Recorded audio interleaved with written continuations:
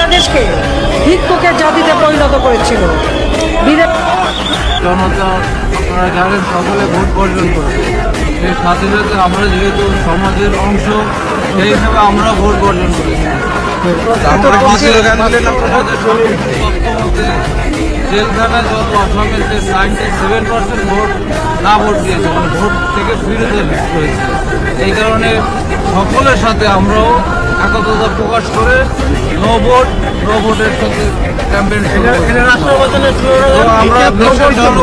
সাংবিধানিক অধিকার, ভোট প্রত্যেক নাগরিক সাংবিধানিক অধিকার, কিন্তু এই দেশের 50 থেকে 60% জনগণকে যাদের প্রার্থিত কাঙ্ক্ষিত প্রতীক এই ব্যালটে না থাকার কারণে এই দেশের জনগণ সার্বিকভাবে এই ভোটকে বর্জন করেছে।